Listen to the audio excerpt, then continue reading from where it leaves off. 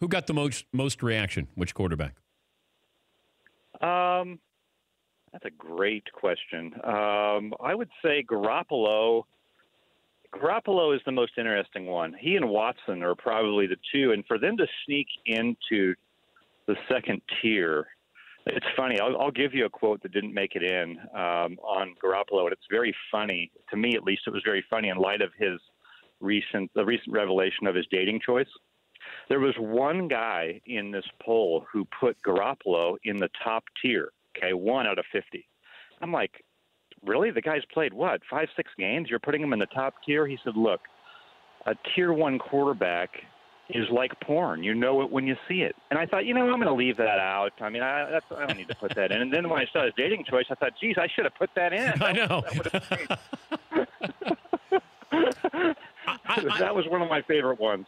Okay, it feels like people are on, opposite ends when it comes to Garoppolo, that I haven't seen enough to put him even as a top, like a 2 tier. I just haven't seen enough there, but it feels like he handles himself. He's Patriot pedigree, that we're kind of shoving him in, that you're going to be a top flight quarterback, damn it.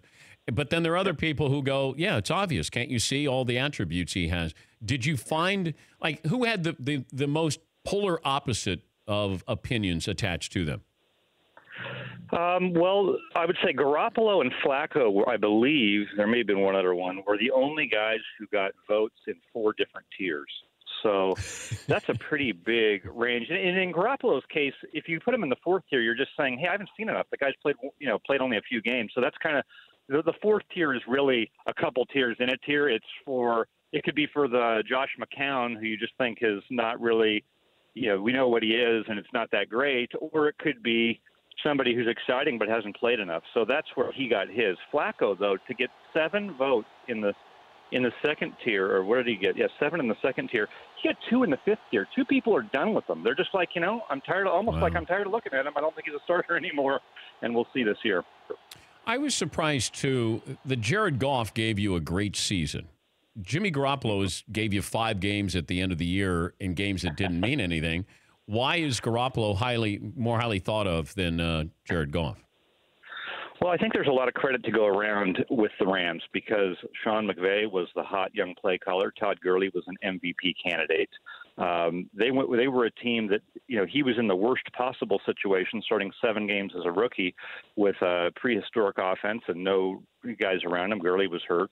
To being in a great situation. So I think people said in the end, when it was on him and they needed to score some points against Atlanta to win a playoff game, or when it was on him in the first Seattle game late in the game, he did almost actually put him ahead late, but he didn't finish as well when it was on his shoulders. So I think people are saying, look, you had a terrible rookie season. We're not going to hold that fully against you, but we need to see you do it again before we're all going to push you in to the 2nd tier, whereas Garoppolo is sort of the perfect, if you were to do this in a laboratory, right, we're trying to figure out, hey, how much of it is the quarterback, how much of it is the team? Well, in Houston and in San Francisco what those teams looked like with and without their guys.